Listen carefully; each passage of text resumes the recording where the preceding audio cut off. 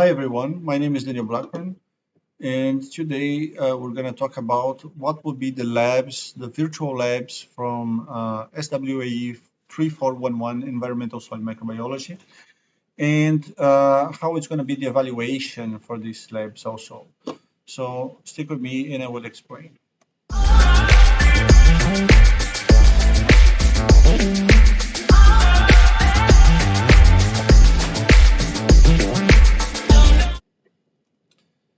All right, so what we're going to do today is just explain what will be the content of the virtual labs. This course is completely modified now that we have online teaching. This should be a very practical course, hands-on learning. So we would expect you to be doing experiments and learning methods directly on the lab. But because it's completely out of question now with COVID, we need to adapt this for online. There are advantages and disadvantages. The advantages are that you can come back to the material and watch it more than once to learn it. The disadvantages are that you will not be doing this yourself. So there's some learning that is only achieved when you do it yourself, but in this situation, it's not. One of the advantages is that we will do more content. So we will teach you other things about the other methods that we would not teach you if you had to do it yourself a lot. So because we are just demonstrating for you, you can have a bigger overview about the field and the techniques involved. But also not very good that you are not doing it yourself. But anyway, we did what we have to do, and I'm going to show you what we have planned for you this semester. So first set of methods about microscopy. So we're going to have a very quick introduction about lab safety, and we're going to teach you about microscopy basics, direct microscopy, and suspensions. Yeah, the direct microscopy of soil suspensions without any staining or fixing or anything, just grabbing some soil water suspensions and having a look on the microscope and see what we can find there. Then we will move for contact slide microscopy, where we will have the microbes grow in the surface of a microscopy slide, and it will stain these microbes and have a look at them after we leave it incubating for a week in soil. The next set of techniques that we will use are about culturing microbes. The first thing we will do is we want to quantify the culturable microbes in the soil, and then this is called enumeration techniques. So we use agar plates for enumeration techniques, and we will have spread plates and pour plate techniques for actinomycetes, bacteria, and fungi. And after we do this enumeration of bacteria, we will have show you the techniques of how to get a pure colony from this. This is strict clean procedure. It's exemplified here on this image. Yeah? And after that, after we have a clean culture of one bacteria, then we will show you how to conserve this inoculant for future use and future applications. So this will be a set of techniques that we will show you, and the next thing we will show you is looking at those strains in the microscope. So there are three things that we are looking at here. One, we're going to have ground staining in the microscopy of bacteria. Then we are going to have a microscopy of fruiting bodies of fungi, and we will have also microscopy of arbuscules from mycorrhiza in the roots. So we're going to cut and stain plant roots and try to find out hyphae and arbuscule from arbuscular mycorrhiza in roots.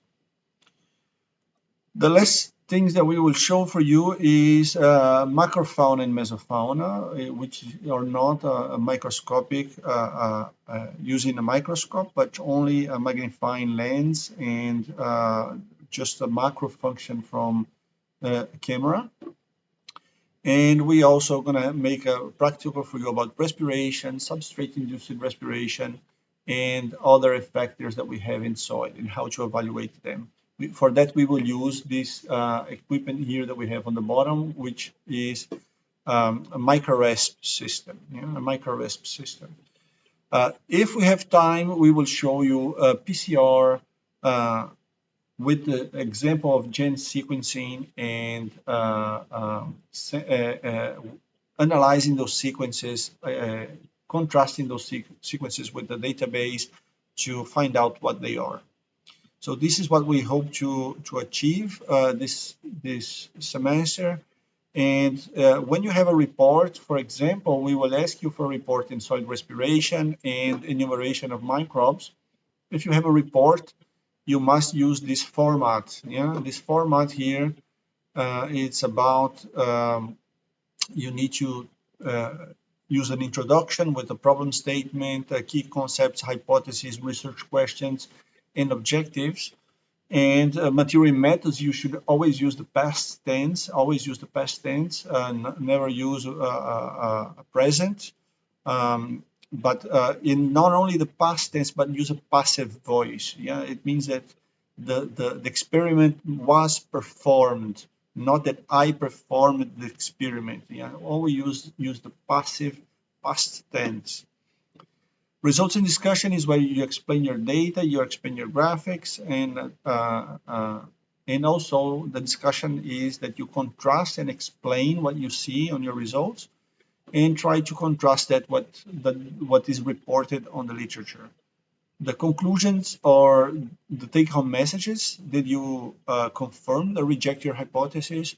And if I give you any questions to be answered about on the lab handout, you address those questions at the end of the report. At the end of the report. So most of the course will be evaluated by the practicals will be evaluated in test modes by quizzes. Eventually, I will ask you some assignments, reports, or just one assignment could be just explain this in few words. And these assignments will be all on Moodle, not in test modes. And the only group activity will be the literature review. And the literature review, you can use the same format except for points 2 and 3. And the literature review, you must, this will be a group activity, up to 5 on each group. And the literature review, you must choose a topic for that you want. Let's say if you are choosing the effect of fertilizers in soil microbes, then you must choose some subtopics. Effect of fertilizers changing the availability of nutrients for soil microbes. The effect of fertilizer being toxic for soil microbes could be a subtopic. Another subtopic could be changing on pH and effect on soil microbes. So some fertilizers will acidify the soil and will change the microbial community by acidifying the soil, for example. So instead of using material methods and results in discussion, you will now just explain subtopics of your literature review here. You need for the literature review at least 20 papers, scientific papers cited here. If you don't have at least 20 papers cited, that will be unsatisfactory. So this is all I had to bring for you today about the practicals of SWE3411. But as we go through the course, I will explain more and take questions also, so you can clarify your points. Next Sunday we have asynchronous sessions, and we will. I hope we can also take questions and explain a little bit more about this. Thank you very much.